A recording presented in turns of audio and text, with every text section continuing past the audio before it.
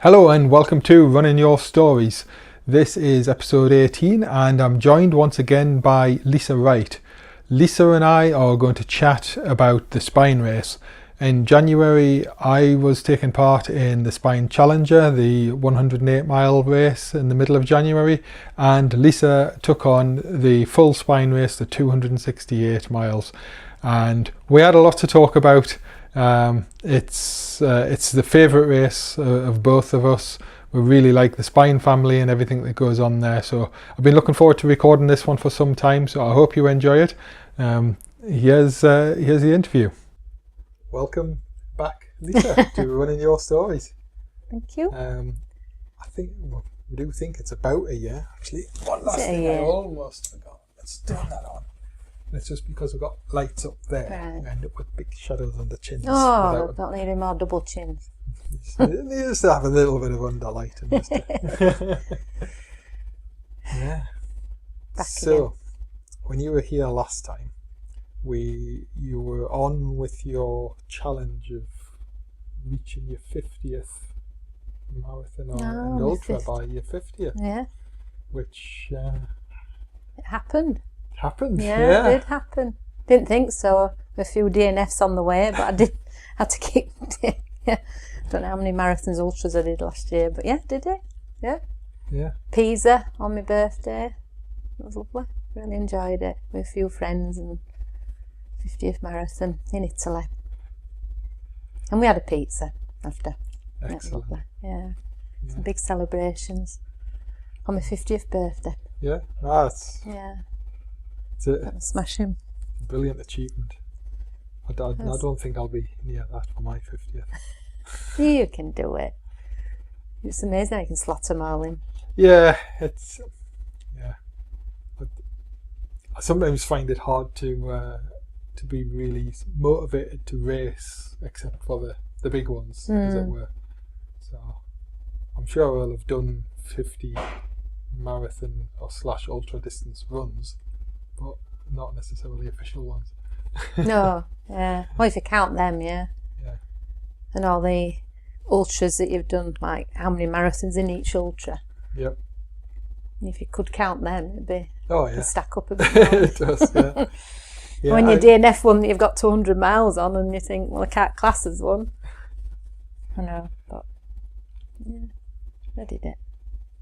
Yep. Yeah, enjoyed it. So yeah, I think it's important to start off on that positive note. Remind yourself what you've done. Yeah, I forgot about that. Phenomenal achievement, really. And I remember, I can't remember which one there was. Was it in Snowdon or somewhere where you DNF'd on your? It was because I was doing ultras to train for the spine, and it was ultras that really were out of my league, really, with time cut-offs. Yeah. But I wanted to use them to do the training. Yep. And it was the Pennine Barrier that I did, that I had to do double, and it was 100 miler, but it was in 32 hours. Yeah. And it was going over 3 peaks twice. Well, and again. Yeah. And I made it to 83 miles. And I was just over cut off, and I just said, no, it's not fair. People, they were going to let me carry on, but it's not fair. But if it had been more like the spine, where I'd have had a sleep, it'd have been a lot better. But I was absolutely shattered. But great training, out at night and going up the 3 peaks at night, and yeah. But then it wasn't classed as one of me. No, I remember you posting on Facebook saying, "Does anyone know what I can do on this particular weekend so I can squeeze another one in?" I thought that's commitment. That's commitment. That kept happening. Yeah. But then it ended up in October that I had one after the other each weekend. I had an ultra and a marathon one weekend, and I'm just thinking, I'm not able to do this. But it's amazing when you want to do something. But yeah, it is. I mean, I always think it's amazing how much you can push yourself to do, and I think we certainly know we're capable of a lot more than people generally let ourselves think. It's your mind, isn't it? It's your mindset, if you can. Yeah, but what I always try to keep in mind is that I know that I can push myself to the point of really damaging my body, and that's that's That's the where kind of you've the got to- difficulty yeah, is that you've got to you, learn. you want to push yourself as far as you can because we're interested in achieving as much as possible and seeing how far you can go. But at the same time, there are some physical barriers that get there. Yeah, they've really got things to. break. Yeah. So It's just- it's there is yeah, there a is a balance. borderline. Yeah, there is. Yeah. Yeah. Yeah, it was a busy month, October. I think I did, how many did I do? Can't remember. 2, 3, 4. It's about 6. I don't know. But something. Just pushed them all in. Thinking I'm going to have to get them in somehow. They were very slow though. They weren't. I did them. Yeah. That's the main thing, isn't it? Oh, it is. It's one of the reasons why I like speaking with you and then highlighting to people that marathons and ultras aren't just for the few quick people up at the front. It'd be nice to be there. I'm sure everybody would like to be those few quick people up at the front, but there's only a few of them because they're so ridiculously It's quick. not always about that though, is it? And especially when you're training for a big event, sometimes it's about just getting round and finishing it, isn't it? Yes. Oh, the experience from it. I mean, one way of looking at it is you get the people at the back get the best value for money. You get more hours for your money than the guys at the front. They pay 2 or 3 times some races per hour. It's like. But one of them we did it was the 3 Peak Ultra, and I carried my rucksack for the spine on it, and I knew I was going to be right at the back, and we were right at the back. But we came at 1 o'clock in the morning. The rest had finished. Yeah. But it was just good training. Yeah, but it is good training because I hadn't done enough of that myself before the spine. Training with your pack on. Training with my pack, yeah. I had a good overall strategy through last year of recovering from breaking myself last year, and then sort of doing like a 40-mile ultra, doing Lakeland 3-day, and then doing a couple of 60-mile ultras. In fact, I had a trip out to the Alps and climbed Mont Blanc in the middle of the summer as well. But it was kind of steadily increasing and kind of consistent through the year, and it was a good plan. The only thing I then left it a bit late to start training with the weight on, with the pack on. So and I did it the other way, where I was doing it too early, and what happened then was it slowed me down. Yeah. There's a couple of people have come in touch with me and said what you need is to run without the pack on to speed you up, but then put the pack on to get used to it. But I was putting it on all the time, and it just slows you down. So yeah. Okay, so there's 2 ways. Yeah, exactly. 2 ways of getting it wrong. Well, I got it wrong as well. Yeah, because what happened to me in the end was that I was running really well, running really fast, and then I put my pack on and I went. I did it was about a 12k run. Sorry, it was a 10k run with Abby, who I had on a podcast a couple of episodes ago, and I felt absolutely great. Well, I went out another 10k run that day. Felt great. I went and did 23 miles the next day and broke myself because it was just too much. I just went. Does make a big difference, doesn't it? It really, really does. Because I hadn't realised how much those 2 kind of shorter runs had impacted me. And I went out the next day. I don't think through the entire, because I just kept pushing myself to do this run. I don't think through the entire 23 miles I ever stood up straight. Because I'm sure you know that's what happens when we're getting tired on these things. You start bending over more and more, and in the end my left knee kind of gave up a bit. I just got very painful, and so but it's just a happy medium, isn't it? You've got to. I mean, I think you've got to sort of bring it in sort of October time, but I was doing road runs with it on, and I was doing every run with it on, and I think it was just too much. Yeah. Well, it's. I should have taken it off and got used to having that, enjoying not having it on and speeding up. And I mean, I guess in a perfect world, I can see where you were coming from. I was just thinking that Perfect. when I get on the you get used spine, to just having it all the yeah. time, and then it did when I were on the spine after about the first day, so I didn't know it was there. Yeah. And I think I had the heaviest one. I always do. Yeah, again, that's one of the things that I changed from last year. Spent another fortune on kit to get it lighter, and did take quite a lot of weight off. Mine's the size, it's condensing it. Like my sleeping bag, I know I can condense it smaller because it can go smaller. Yes. And it took most of my pack ups, then everything, it just makes the pack bigger, doesn't it? Yes, yeah, cause that was, that's what I spent the most money on. Your sleeping bag. The sleeping bag. Because I had a sleeping bag that was like sort of fully compliant, but a bit old, and therefore it was a bit big, which therefore means you need a bigger pack. And so I spent a lot of money on a, again, fully, not even, marginal on the limits or anything of the warmth of it and stuff. A fully compliant sleeping bag, but about one of the smallest ones you can get for that warmth. And you still need your safety bit. I could then go down to a vest pack rather than a backpack.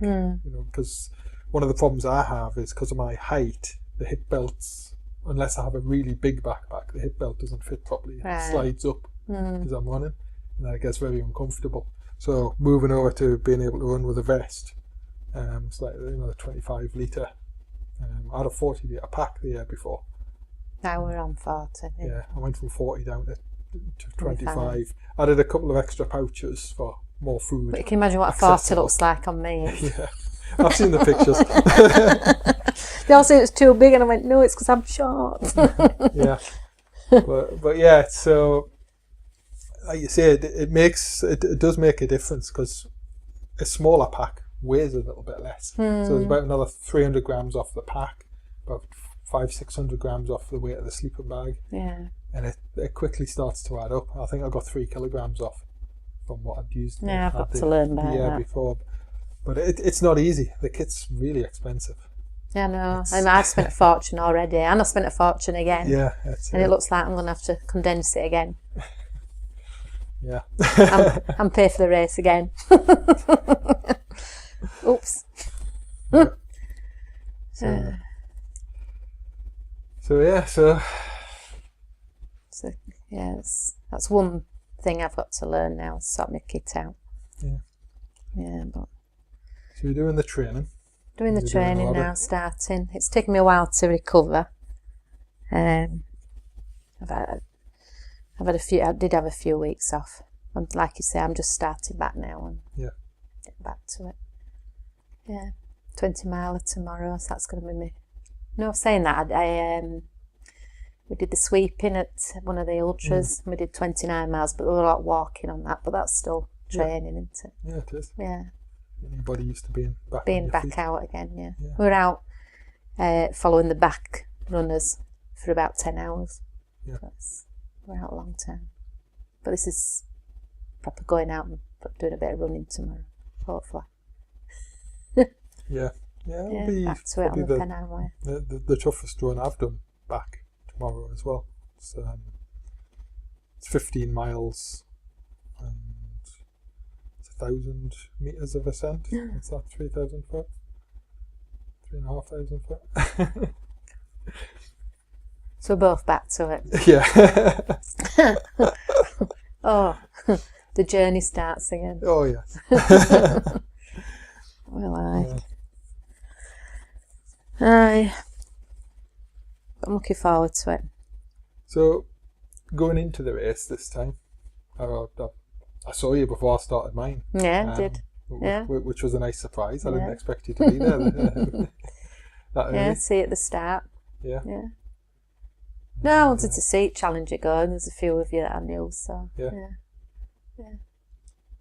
Cheer you all on. Yeah, it was good. And we had some another version of spine weather.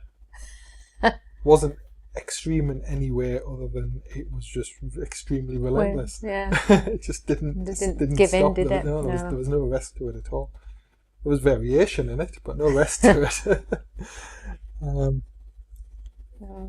Because your first day, was just like, it was the first and second day, wasn't it? Yes. Both the same. Yeah. And we joined you on the second day. And Yeah, we just had 2 days of just wind, more wind, a bit more wind. And a bit of rain. And then there was thrown in. Yeah, wind and raining, wind and fog, wind and more rain. But it's hard work, wind, isn't it? Yes. Especially on the tops and when you're in the barren areas. Yeah, I got blown off my feet by Studley Pike. I did going up Kinder. I was I was scared, because I put a cover on my rucksack and it was like a parachute. When someone says, "I think you need to take that off, love, it's blowing up," and it was, and it was a bit scary, really. Yeah, it was. Well, it was Kinder Upfall, wasn't it? Yeah, there was. Yeah, it was one that of was those amazing. days. That. Yeah. How absolutely amazing! Yeah, I've seen that on videos before, but to actually go across it when it's doing it. Yeah, that's it. I guess just to proper spiners explain, now. Explain that to anybody that's listening that doesn't know what we're talking about. It's kind of a waterfall, Kinder Downfall, as it's called. Well, it's supposed to be downfall. Yeah, there are times when it's so windy that the water actually goes up instead goes of straight down. up in the sky rather than falling down. So it's like you've got a massive shower if you're going across. Yeah, it's like the heavens have opened. It's and again, actually, it was the first time I'd seen it. Like you say, I've seen it on videos lots of times. But to actually experience it. But I never got the phone out or anything to take a picture. No. I was too busy trying to fight the wind. And that's it. Just want to try and keep moving efficiently, as efficiently as you can in those conditions. But that brought a massive smile to my face. Yeah. That was lovely. I think the thing I was enjoying at that point in time was that one of the big mistakes I'd made previously was going off too fast and trying to keep up with other people. And this time I let them all go. You've got to at your own pace. Yeah, and I just went and did my own thing, and we didn't even get to the first big climb before I passed the first person who had gone off ahead of me. Which gave me confidence straight away that I was doing the right thing. Yeah. At your own pace. At my own pace, and I think there was 8 people went off ahead of me, and I just, because we did, started with the MR people, so it's a smaller starting line up. So I was kind of middle of the pack, and then I was just picking them off all the way. And if I hadn't got injured towards the end, I'd have picked even more off. Yeah. Because I was. It's all about just keeping that. Yeah. Keeping going, isn't it? It is. Because I was in a group and we stayed in a group and it didn't work. And I've got to learn now. This is what I'm going to do next time. It's just do it at my own pace. Yeah. Well, that's something I've. It helps when you're having bad times at each one, but everyone's got to stop at some pace. Sometimes pull the rucksack off, and some people have to sort the shoes out. So you've got that 6 times. Yes. So the whole pack is slowed down. Yes. Exactly. And we start working that out. Because the only time I was really with anybody was in the middle of the night. You get into that section that is really sort of nondescript. Farmer's field after another farmer's field after another farmer's field, and you've got no idea where you are. You're just following the track in front of you, and kind of remembering, I think it's this way. I think it's this way. I better check my GPS for this bit. And I bumped into some people there. There was one guy ahead of me who I caught up with, and then a couple others. In fact, I really should remember her name. She was the lady who finished second lady on the Challenger. She caught up to me at that point with the guy she was running with. And like you say, sometimes it helps because they were running stronger at that point. And so then rather than me having to kind of pick my way and work out where to go, as they got ahead of me, I was just, okay, let's see if I can hang on to these. And then actually they were starting to get away from me, and then they lost the way slightly. By the time they lost some time working out which way to go, I'd caught up to them because I could see where they were and go straight onto it.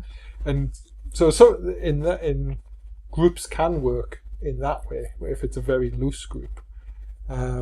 But when you've started as a group Yes. and you stick in, and then one gets tired and one wants to sleep and the others don't. And and that's it's so hard. the three MR guys who were ahead of me, who were joint second place on the MR challenge from Upper Wharfdale team. I was very impressed with them. The three of them, they started as a group. They ran the whole thing as a group, and they were fast. Because I'd run a lot. Have they trained together then? They had, but not a huge amount.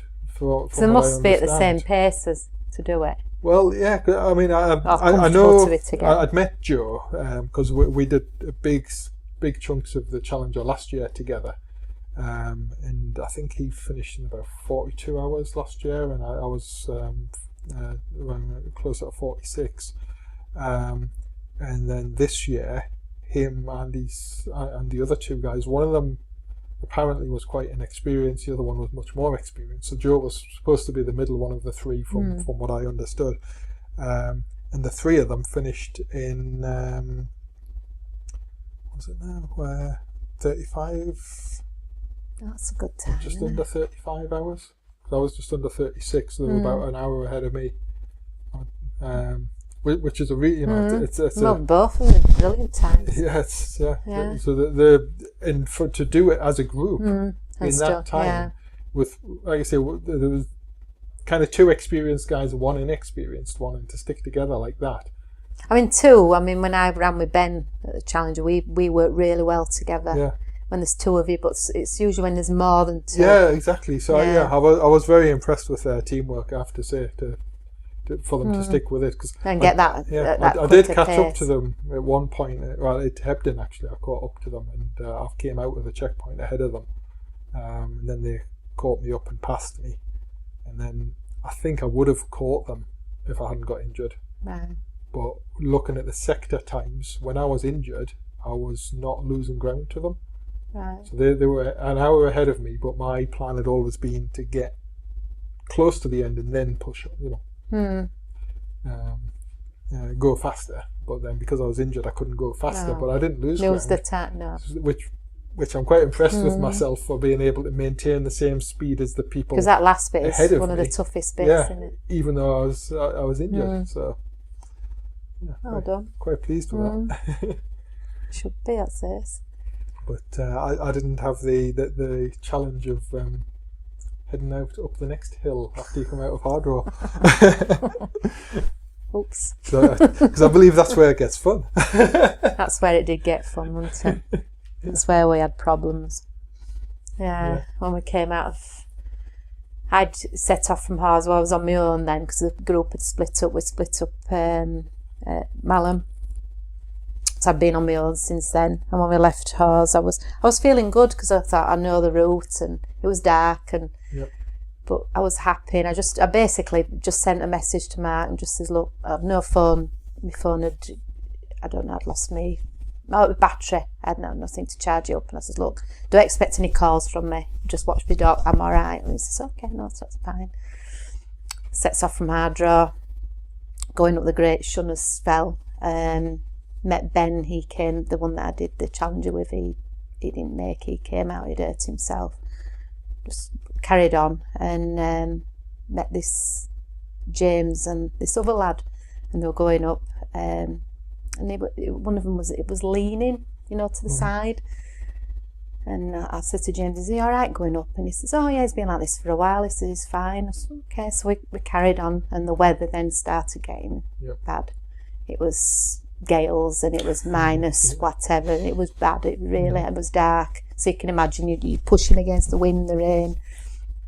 And I kept looking back, and this, I'm trying to remember his name, I can't remember his name, but he kept falling back, and he was leaning again, and he just basically was slowing down to the stage where we weren't even walking, and we were all starting getting really cold. And he says, "Oh, I'm going to bivvy now. I don't feel well, and getting cold, and I'm hurting."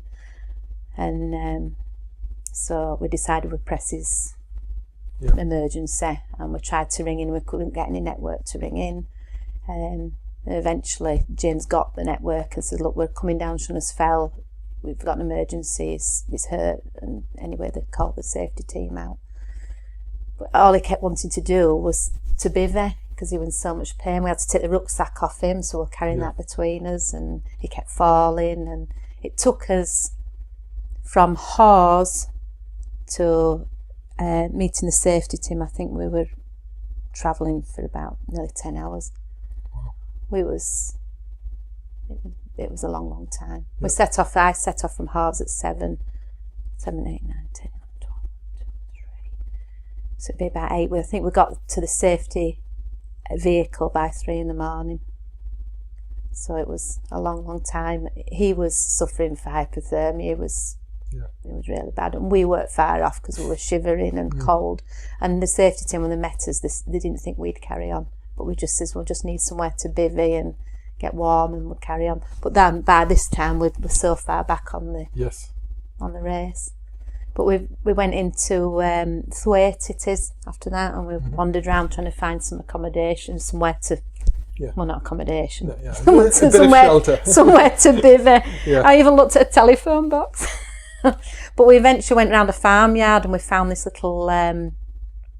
It was a stalker with the farmer kept all his food in, and we bivvied in there for about 3 hours and warmed up and set off. So we were well back in the pack. Yeah. But the safety team didn't even think we'd get.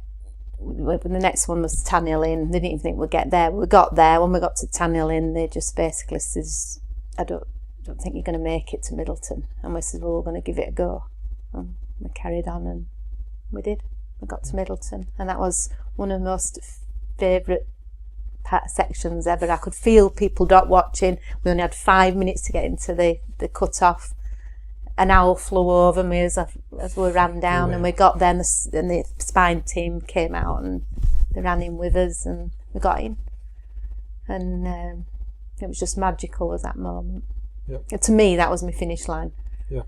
It was just incredible. And we carried on. We couldn't go into James could actually go into the checkpoint, because he was an hour ahead of me, because I missed the top of Pen again. So I was told that you didn't have to go to the top of Pen again, so I got an hour penalty. I've heard about that. Yeah.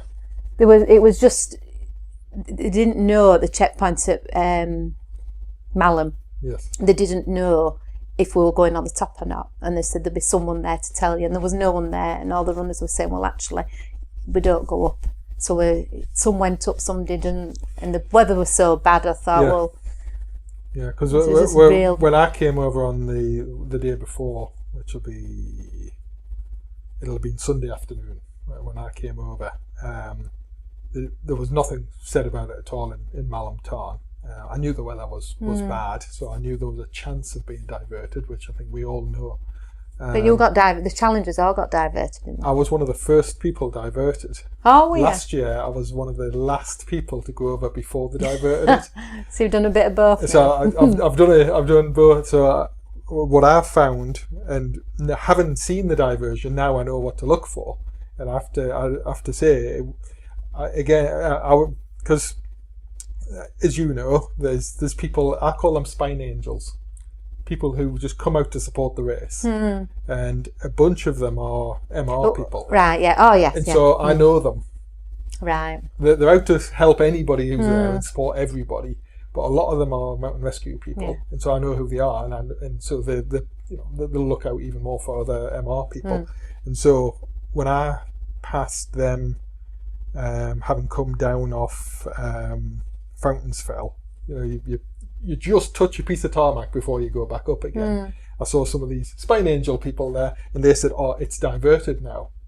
And I said, "Okay, it's nice to hear a rumour, but I'll treat that as a rumour till I know." But as I was going up, I could see something high vis at the point where there's only one place where you can divert. And as I got up to it, it was actually high vis spine race sign saying diversion onto that path. See, we didn't have that. And if that wasn't there, I would have gone up, even though because it wasn't anybody official that told me. Nobody officially told me anything. And so I followed the diversion, and as I was coming down, I actually passed the safety team who had just put the sign up. So I was really one of the first who was diverted.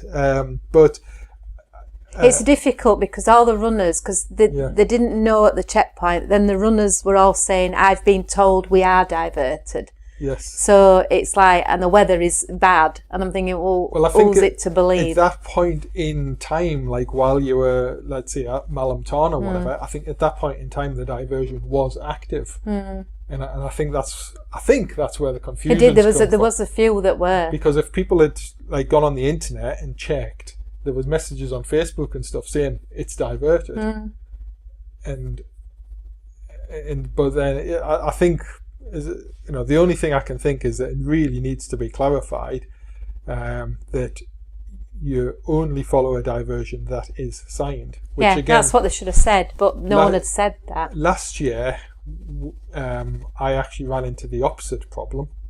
In that last year there was a whole bunch of diversions on the course, and I was told in the briefing that the diversions would be signed, but we got there and some of them weren't signed. And so I missed some of the diversions and followed the proper route because I'd recce'd it all and I knew it. And so I wasn't looking at my GPS all the time. And then by the time I got into Gargrave, there was one guy getting really upset that some people had missed diversion. This is a competitor, not staff of any kind. And he said, some people are cheating because they're missing the diversions and other people aren't. And I was like, well, they did say they'd be signed. And you follow the route that you know, unless you see a sign. You try to remember where there's a diversion. When we got to the cafe. So, when I went to the briefing this time, I specifically asked, and I wasn't the only one, if there's diversions, are they going to be signed? And we were told in the briefing, yes, they will be. And so I thought, well, right, I'm going to hold them to that. I will follow a signed diversion, and otherwise I'm sticking to the route. But as I say, we asked that in our briefing on the Friday night. So we didn't do that, but that's only because there'd been a mix-up the year before. So I think there was such a mix-up now at Pennygent this time. There's going to be some things said this time. They've got to do. But it was so sad because I get to the bottom and I saw someone that was doing the photos and that, and then I realised there was people coming off Pennygent the other way, and I just says, was I supposed to go up? And they went, yeah. And I says, am I going to get disqualified? Because this means a lot to me. And they went, I says, because if I am going to get disqualified, I'm going back up and I'm going to do it. I was ready to go back up, and he went, no, they'll just give you a penalty. They won't disqualify you. But then when I got into the cafe, everyone were mumbling then, because the ones that had been up it weren't happy that we'd got in front of them. And I thought, well, I didn't mean to do it. Although, I mean, like you say, clearly there was a mix-up. There's been I've heard both sides from different people on Facebook and different people I know that, like you say, some went over it, some didn't. Nobody seemed to be 100% sure. So I was ready to go back, but I would have gone back up. I was that determined, thinking if you're going to disqualify me, I'm going back up. I was disappointed that they wouldn't let me go over it. I honestly thought, am I going to get a penalty if I go over it and avoid it? Say I didn't see the diversion sign. But then it were against me all the way then, wouldn't it? Because then when I'm coming in, I had 5 minutes to get into checkpoint, whereas James, who was with me, he had an hour and 5 minutes. Yeah, but then I'm surprised that they didn't gift you some time. They did. They gave us that. We eventually got 2.5 hours for that. So I was minus an hour and then plus 2.5 hours, because it took the safety team 2.5 hours to get to us. Yeah. So that's what they gave us back, even though it took us a lot longer. Yeah, but it's hard to give time. It is. It's a very difficult. Because the thing is that anyone would help someone. Yeah, exactly. And it's just part of the race. It is part of it. It's a difficult thing because we wouldn't have left him, and that he can't. And yes, my race might have been lost because of it, but I wouldn't have done it any other way. No, exactly. But it is definitely a difficult thing. I think it's something that sort of, for myself, one of my kind of lines that I try to draw is that I'm not going to kind of spoil somebody else's day. Obviously, if you fall and break your leg or something like that, it happens. It's nothing you can do. But like, I won't let people carry me. Or no, that's what I mean. It's like, going to ruin someone's race. Yes. But if someone's injured, and you're in a dangerous place like that, you've got to. Yeah. I mean, he was bad way. He'd slipped. It looks like he'd slipped a disc. Right. And he was in absolute agony. Yep. And all we had to do, and they did say, the safety team, we did the right thing, because if it had vivid, he wouldn't be here. Yeah. Because it was that bad up there. And we just had to keep moving, and he didn't want to move, and it was just... Yes. But when the safety team got to him, they got him moving. How they got him, I said, how are you getting to move? Because we know how to do it. We were being too nice. Yeah. But it wasn't Steph, was it? No, it wasn't Steph. Can't remember the names that went out. Yeah. But then when we met them, we had at least another hour or so to get to the safety vehicle. So yeah, it's hard. Yeah, it's and I was falling asleep at my feet at this stage. Well, yeah. And one of them is just as I honestly don't know how you made it to Tan Hill. It's amazing, isn't it? How you can get your body around again. Yeah, you just keep pushing it. Don't you? Hard. Yeah. That's kind of the reason why I won't let myself enter too many of these types of races in a year, because I know that if it comes to it, I'll push myself, and which I did last year. You know, I pushed myself really to the limit of being safe. And I finished, so obviously I was safe, and actually. The one thing that I kind of cling to from that, which in a lot of ways was a bad experience, but when I finished, I was really exhausted, broken, but I wasn't wet or like seriously cold. I certainly wasn't comfortable, but I wasn't about to go down with hypothermia. No. I'd looked after myself. I was still, in control of my gear, and my discipline was there. Look, like you say, with your experience, you would. The mountain rescue. Yeah, I've got the sort of mountaineering experience to fall back on in that sense. But it's amazing how you can warm yourself. How we warmed ourselves just being in that little tiny feed cupboard. Yeah. We were drenched. We could wring our gloves out. We were absolutely soaked. Well, we were freezing. I'd put loads of gloves in my drop bag, thinking that's crazy. I definitely won't need, because I'd bought new gloves since again, all about reducing weight and things. And then at the last minute, I thought, oh well, the old ones from last year, I'll just put them in my drop bag, pop them in, just in case. Yeah, I went through 5 pairs of gloves on the Challenger because, like you say, they were wringing wet.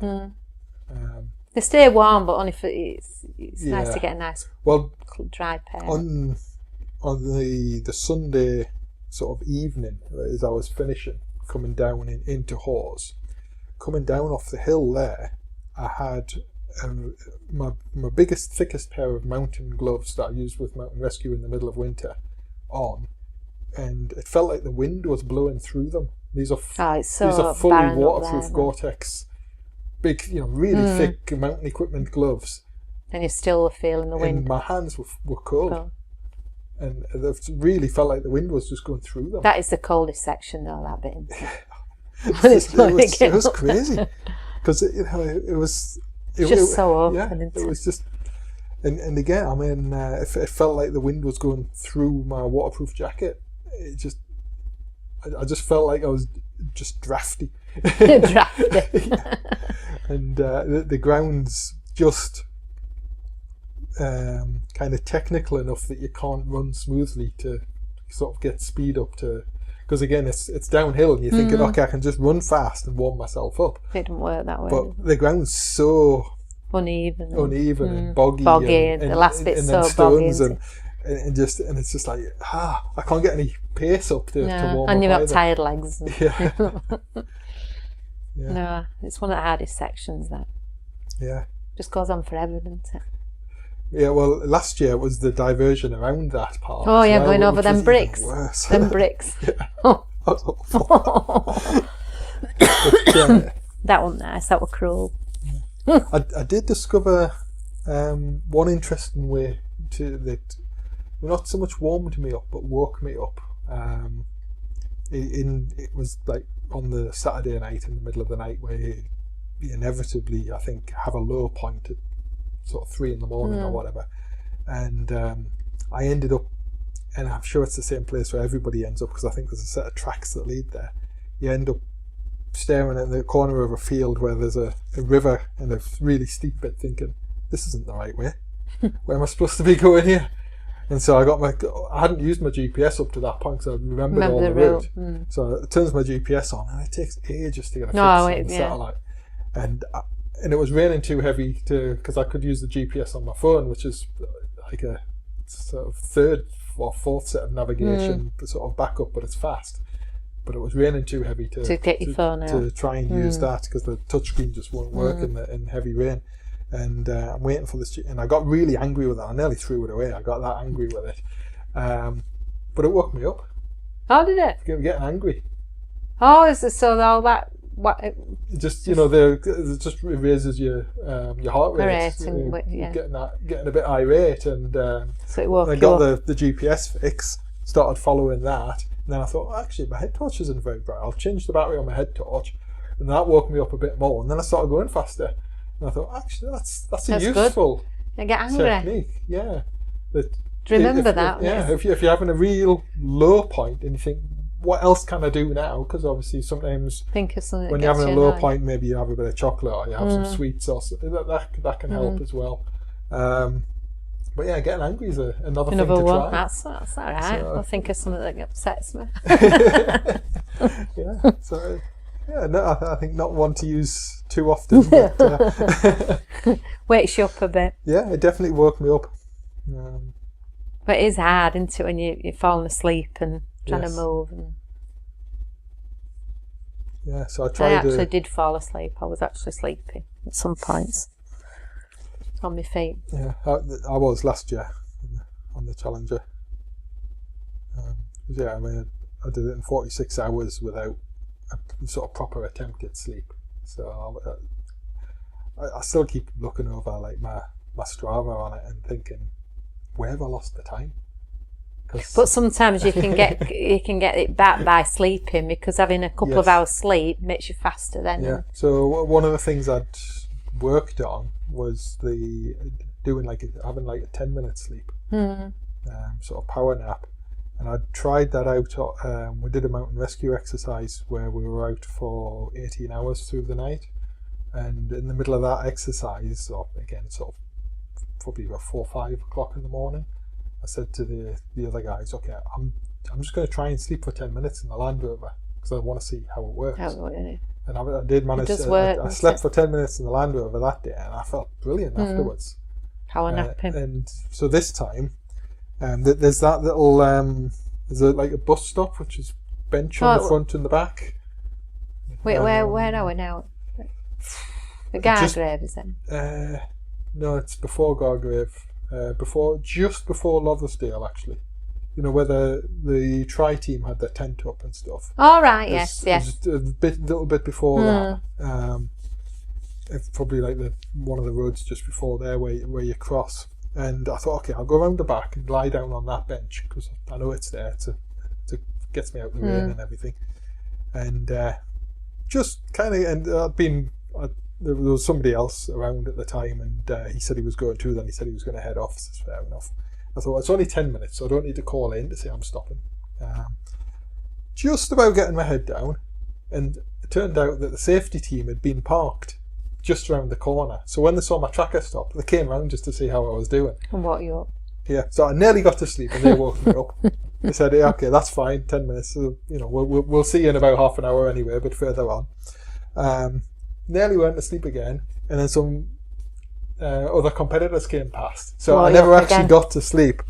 But what I did find was that, you know, once it starts to come to daylight, and you always start to feel a bit better anyway, I kept telling myself, well, actually, you had that sort of rest, so that's why you're feeling so good. So you've rested now. You can go well. And I honestly It's tricked myself into feeling better. Even I did it in Montane though, when I said to the guys, I says, am I all right to sleep here? And they went, you're not supposed to sleep here. And I says, I'm just going to power nap for 10 minutes. And I literally just closed my eyes 10 minutes. And it was, when I went up Fountains Fell, it felt brilliant. Yeah. It does work. Yeah, I think the secret to it is raising your feet as well, isn't it? If you get your feet up on another chair, which is why I like that bus stop and get on the bench. I actually put my feet up on my pack so they were even higher. Oh, so you're supposed to do that as well then? Well, I just sat in a chair and just nodded off. The thing I'm conscious of, because it's something I suffered with last year, so keep trying to learn from things, is my ankles swelled up really badly. Right. So this time I was, and I've heard some people saying it, it's one of these things that you listen out for certain things and then it reinforces what you think. That where any time I was stopping, I was getting my feet up. Always get your feet up. Yeah, is that something to do why your feet swell as well? Because my feet really... Yeah, to try and reduce that swelling, because it's going to happen more when you're stopped. Well, that's when we went to Middleton.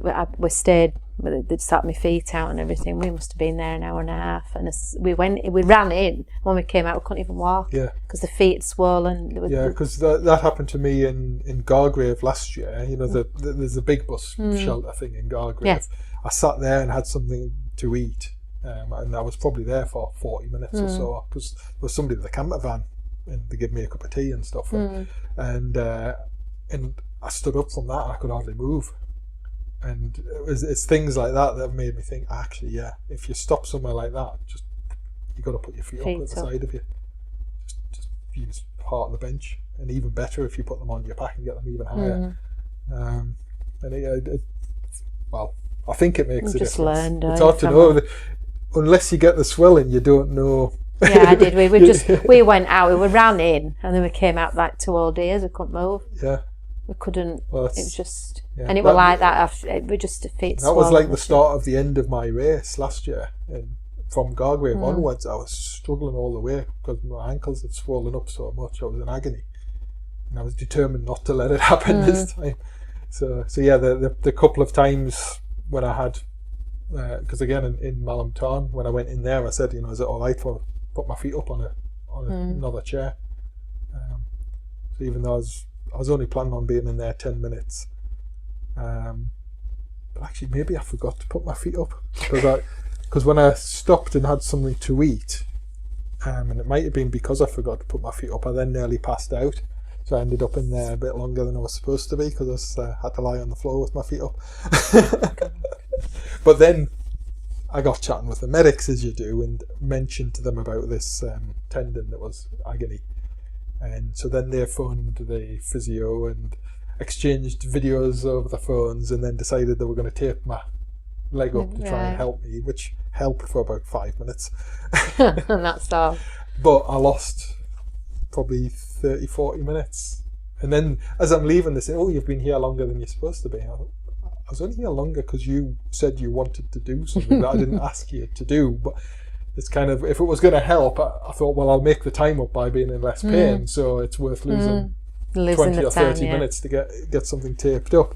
But when I walked out of there, I felt great, because what was happening is it's the tendon on the front of the leg that actually is part of raising your foot up, and it had not completely snapped, but it was in a really bad way, and there was just the weight of my foot going down was stretching enough to make it like somebody was stabbing me in the leg. So every single step, and the only way I could get any sort of reasonable pace going on was I found running downhill I could lock my ankle, so you're using like my calf and everything to stop any movement at all on my ankle, and just spring off my Achilles, and I could actually run down quite fast with no pain. When I got to the bottom and had to start walking again, the pain it hurt a lot worse. It wasn't making it better, but I think it was the fastest I've ever come down Fountains Fell. I think I'd never run down Fountains Fell that fast. It's tricky as well, isn't it, Fountains Fell? So many bits to be able to go over. That was the point where I discovered that I could be without pain for while I was running downhill. And then I tried it on another hill, and the wind was so strong I couldn't run downhill because you're blowing back up. It was blowing me back up. Why do we do it? I know I'm going to say, why do we do this to ourselves? Yeah. Is this fun? Well, I think one of the big things now for me. I mentioned to you earlier that I've started training with Javed Bhatti, who's the spine legend, having done the double spine, and we're going to be doing a very interesting podcast about how you can train your mind to work through these things, because Javed's been coaching me and it's made a phenomenal difference to me, and now I just can't wait to be physically ready for the next challenge so that I can explore where the next limits of my mind are. Because that's what Javed does. He's just done the Arctic Yukon 430. Oh, was there? Which was very successful. He didn't place in it or anything like that, but he's getting so much experience from what he did. And he completed it, and not many people completed it. Well, that is the main bit, isn't it? Yeah, and it's not about positions. And he hasn't got frostbite. And he's. But it's all mind over matter, isn't it? It's all about the mind. All of it. It is, yeah. I know there's a lot of physical bit. You've got to be physically fit, but your mind. Yeah. And it can play tricks on you. It certainly can. It certainly does. Because I just contrast the two challenges that I've done. The first one, I didn't control myself at the start. Went off too fast. Then ended up getting hurt.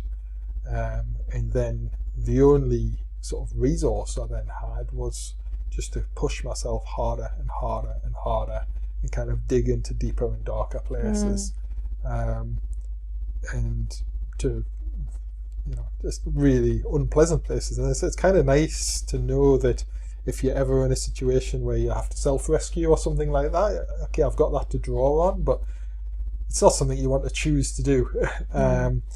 Whereas now I've learnt so many more tools, that things I can explore.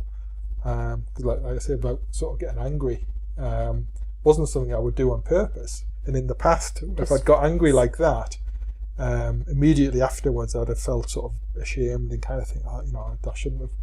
That was silly. What am I doing that for? Whereas now I thought, okay, that was an experience I didn't expect.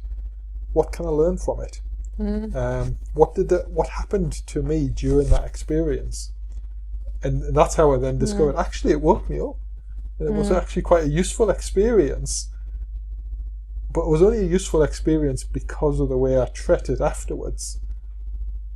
By thinking, how can I learn from this? And I'm just, I've become very thoroughly fascinated by these things.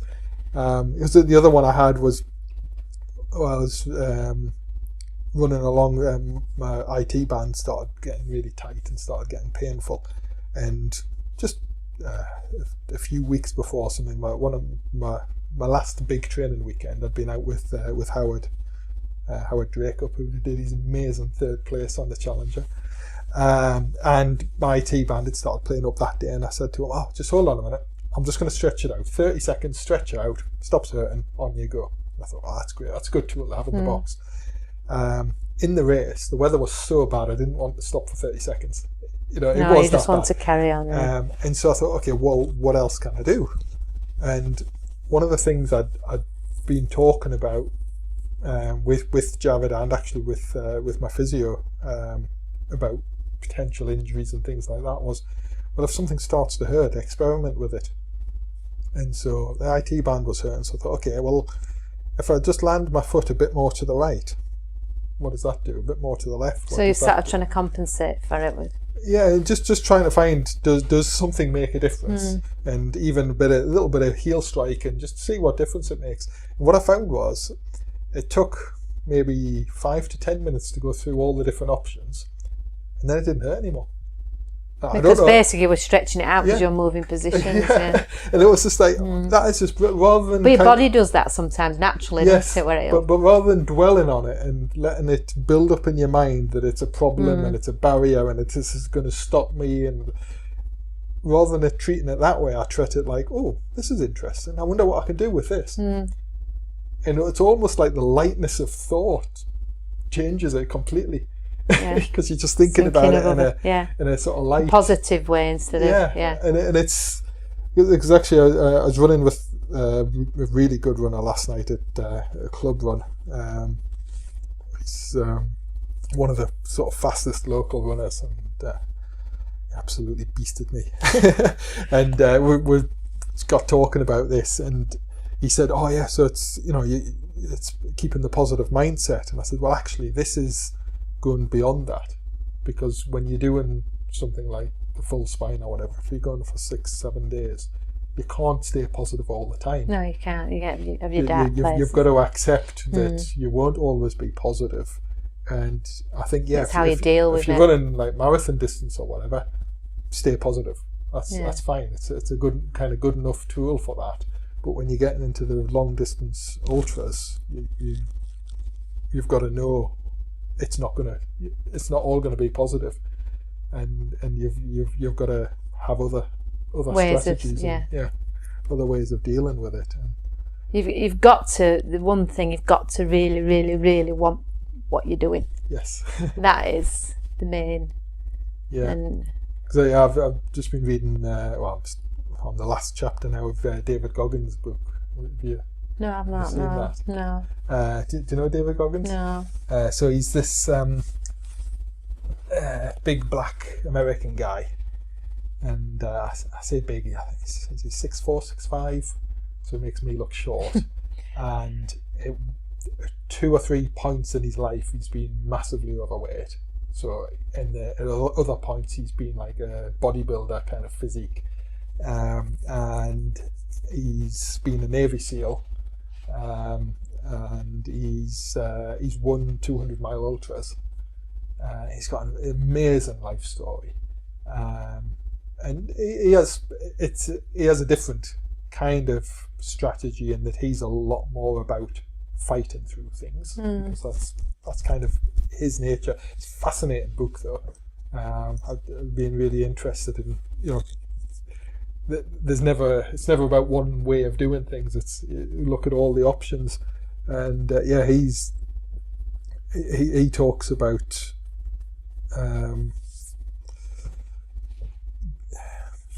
I've now forgotten exactly where the point was that I started with, but he talks about different strategies for coping with things, and but everyone's way of doing it works for some people and won't work for others. Yes. So you've got to have things that work for you, haven't you? Yeah, well that's why I'm interested in, so far for me, Javed's way and his teaching is the best I've found. The main thing is never giving up. You just keep. So that's what you said about knowing why you're doing it. That was it. Yeah, that's one of David Goggins' big things.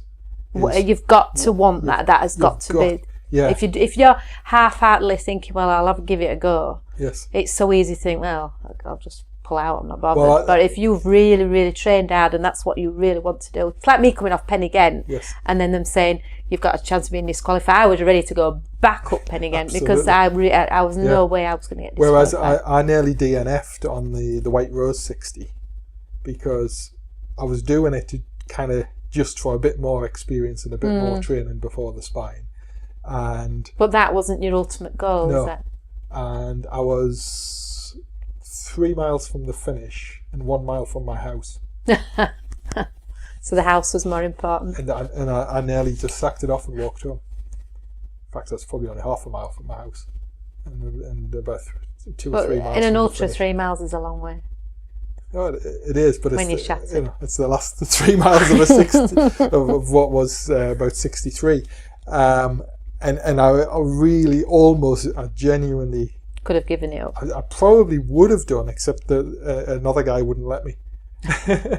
We're helping each other out because he was supposed to be doing the 100 and he was injured, so he was going to quit after the 60 because it's a looped thing.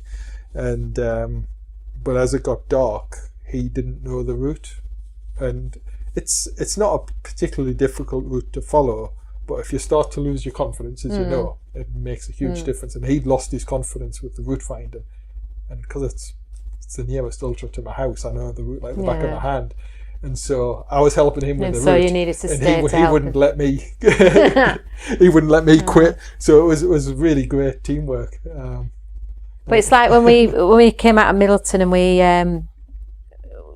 had to start bivvying, and because we were absolutely shattered, and we found a hay barn and then we bivvied, and when we woke up and we knew we weren't going to make the checkpoint. We knew that time had gone, but there's no way I was going to pull out then. We still carried on, and we still laughed, and we still thought, well, I'll get to Hike Up Nick, let me show you Hike Up Nick and all this, and we never got there, but we were still in high spirits and feet swollen, not walking very well, but still pushing until we got pulled off. Absolutely. And why? Don't know. It's just there was no way we were going to give up. No, I think that's where you and I are definitely very similar in that. It seems that you're the same as me, in that I wouldn't think, why would I continue? What I think is, well, why would I quit? I just wouldn't. I wouldn't stop. I wouldn't quit. The officials came out and they went, "So what are you going to do?" And we're carrying on like this, and they're like thinking, please tell me you're pulling out. And we went, no, we're carrying on. Well, the next checkpoint's going to be all shut down. You're not going to have it, and they start them giving us the stumbling blocks to try and tell us, well, actually, when you get there, you're not going to have your drop bag. And but anyway, they eventually pulled us off. Yeah, but we didn't give up. No, you didn't go out to see how far can I go before I give up. You went out to see how far can I could go. Get. And that's. So with everything that was stumbled and thrown against us, I suppose we did all right. Yeah. Got to 160 miles. It's fantastic. So 100 less than I should have done. I know, but it's good recce. Yeah, it's a good 50 more than I've ever done in one go. So yeah. But it's just from the experiences, it is how you can keep your body going. Yeah. And bivvying in the snow, and not realising that you can actually keep warm in a sleeping bag and a bivvy bag when there's snow around you. Yeah, well, and all that was just incredible. Yeah. Again, I've bivvied in high mountains, like dug out snow and bivvied there. And I've had mixed experiences because. But he didn't get out. I mean, James was asleep and he was snoring. I thought, we need to go, and he's snoring. I couldn't, and I'm thinking, if I get out of my bivvy, I'm going to freeze. And I'm like, James, James. No, that's it. and you're like, that can't get out, because if I have to get out, I'm going to have to put all my gloves and everything back on. And when you get out, you've got to get out and you've got to go. Quick, go. And he was sort of funny, that bit. Yeah, that's where that was one of my highlights, that waking up and having the snow around and the sun rising, and it was just incredible. Yes. And I knew the journey had ended, but yet I had a massive smile on my face. It was just... Yeah, well, we'll have to arrange sometime. I don't know when, because Paul was so busy, but go out to the Alps. I'll take you bivvying in the Alps. Oh, that would be incredible. Because you get that, but without the sort of pain. But the kids have done it. They've bivvied in the Alps with the scouts and stuff. Yeah, bivvying in the Alps and seeing the sunsets and the sunrises and stuff. It's, to different be honest, world. I'd go out there just for the bivvying. But I like to climb the odd peak while I'm there, but you don't have to. But now you see, it was sort of putting why we do these things now. The experience, isn't it? And it is. The journey you go on to get there. Yeah. I mean, because the race isn't the actual. No, it's somebody the build posted up to on Facebook the other day. When it was about training for a marathon. I said, you train for a marathon, and the marathon itself, that 26.2 miles, that's your victory lap. It is. You've how many miles have you put in before then? The hard work's all been done before then. You think of all the recces we've done. all the experiences and what you've learnt and the people you've met along the way. Yeah, and the way I said it to my kids when I was getting ready for it this time was, look, I'm going out for 30 odd, 40 hours, 40 odd hours of having a good time in the hills with my mates. That's what I'm going to do. And it is the people, isn't it? Yeah. Oh, that spine team. But then I was on my own for most of it. I know, but then when you get to your checkpoints, they're amazing, aren't they? Just, they are. The spine team was just, it's like a special family. Yeah, it is. And it's, especially, I mean, partly it's because it was my second year, and then because I've been doing local ultras. And You've got to start getting to know people. I was coming at the checkpoints and people are saying, "Hi Kev, how you doing? I've been looking out for you." I'm sorry, I don't recognise who you are. Oh, well, we met at this race. You know, it's just fantastic when people greet you. I had one name. lady that she was with me on the first one. Look, you know, she met me. She was one of the supporters, and she came out to find me at the White House when she'd finished the shift to find how I was doing, and she came to just hug me. And it was 11 o'clock at night. Yep. And well, I just thought, that's just incredible, you know. Well, I was on the Cam High Road, which was, you know, it's kind of a bleak place. And I kind of knew, but I didn't know properly. But I had a fair idea there was nobody close to me. And actually, the next people that were 45 minutes ahead of me, the next person behind me was 2 hours behind me. So I really was on my own. I didn't know the numbers at that point in time. But I'm running along, and I saw a head torch, like way ahead in the distance. And I'm thinking, I must be catching somebody. And then I saw it like point to me, and I thought, well, is that somebody like closing a gate? Because that's the only time I head to it. And I thought, well, it's coming towards me. Thinking, you know, why is there going to be a head torch coming towards me? As this head torch got to me, he says, "Hi, is that Kev?" He says, "Yeah." And I look, and he says, "That's Mike." "Oh, yeah, hi, Mike." And so, you know Steph, who was on the spine team, her husband, Mike, he'd come out to run on the Cam High Road to bump into people that he knew. Oh, that's lovely. Just to say hello.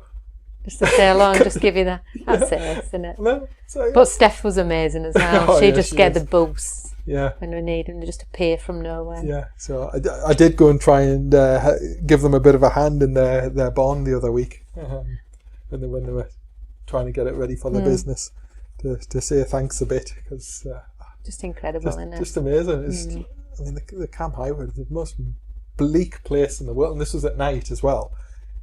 He knows some of the other guys better than he knows me, but after he'd seen them, he then decided, he looked at his tracker and thought, oh, Kev's not far away, I'll run down to him.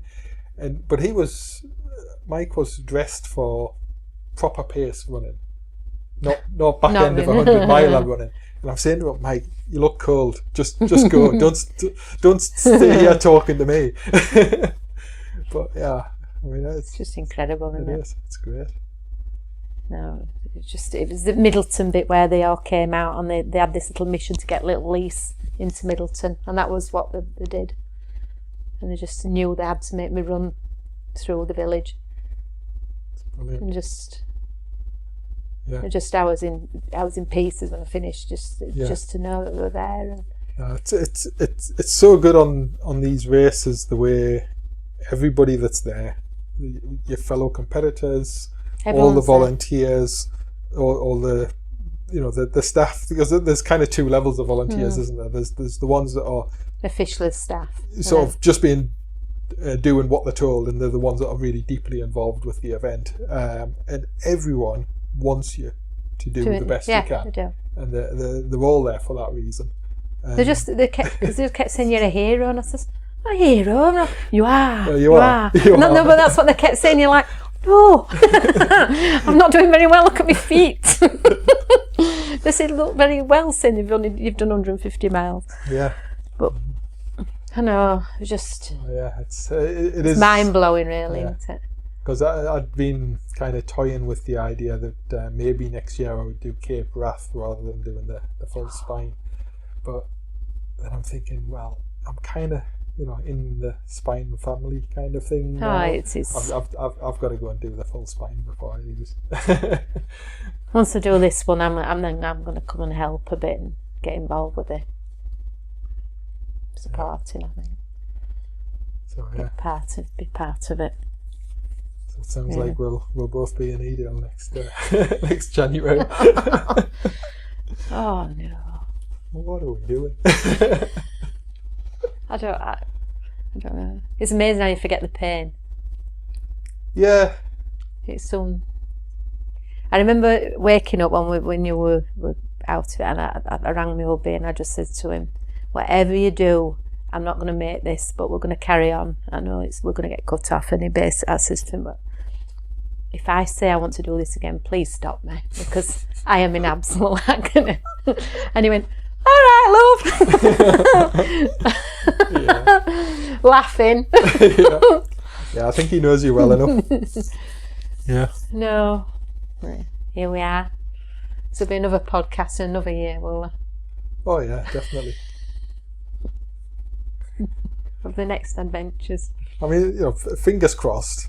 We wouldn't ever make silly promises or tempt fate, but the ideal case is that I've had a few hours rest. I'm waiting for you at the finish and we'll have a chat. You're holding me a pint. Yeah. Let me kiss that wall. Yeah. I'm not going to see it until the day I finish it. I will not see that pub. I've always said that I'll recce. I've not done the Cheviots yet. I've still got to do them. I'll recce them, but I'm not going to go to the pub. That's got to be the finish line. I'm only going to see it once. Yeah, I know a few people that have said that. I'm a bit less sentimental. No. Let's go and get on with it. Get on with it. It's because, well, everyone has different ways of doing it, though. yeah, I mean, they? I guess one of the things that I've learned, because I mean, I've only been doing ultras for less than a year and a half. And you're on the spine. And one of the things that works for me, at least, that I'm going to try and stick to is always to recce the finish, because the finish is the hardest bit. And I did that on the Hardmoor 60. I'd recce'd the finish, and I took 2 places because the 2 guys ahead of me went the wrong way. Now I did shout them back once I confirmed I was going the right way. I shouted them back. One of them, I don't know what happened to them, because they were both running. They passed me, so they must be running stronger than me. And one of them didn't. But because they got lost. Yeah, but the other one just ran with me because I helped him out. He didn't pass me, which I thought was very gentlemanly and or ethical of him, and I've thanked him for it since and stuff. But the reason why I hadn't done the Cheviots was I made a blunder on the Higgins wall. Right. I went completely wrong on one of the recces. I was a bit blasé with my earphones on and thinking, this is good. Loads of acorns, I just followed him. I were on the wrong trail. So it messed everything up, so I never got to the Cheviots. Yeah. I will do now. Yeah, I've only ever walked up there once, years ago. And I'm from Newcastle. But I've recce'd all the way up to there. Yeah, so I've got a lot of recce's to do. This is the fun bit, the recce's. Yeah, well, between now and July, I'm going to be spending some time in the lakes, getting ready for the Lakeland 100. And then after that, back to spine territory. Yeah. I'll back to the spine from there. Exciting stuff. It is. What we like. Absolutely crazy. So, all the best people are out, that's what they say. I'm sure somebody says that. Somebody who's crazy. Yeah, but someone's crazy that said that, won't it? Yeah, absolutely. Yeah. Well, shall we finish it there? Yeah, that's smashing. Yeah. Yep. We're Thank absolutely crazy. Good place to finish it. Yeah. Spot on. Thanks very much, Lisa. No, thank you. Thank you for having me. Thank you for listening. I hope you enjoyed that. This is Running Your Stories. Please like us, follow us on Facebook. We may be starting an Instagram soon, and we've been working hard behind the scenes, bringing in some more things along the way. And we're interested to know what you would like to hear about, what stories you've heard that you think are worth sharing. So please let us know. And follow us, like us, subscribe on Apple Podcasts or Google Podcasts, iTunes, or on Podbean. So thank you for listening. Goodbye.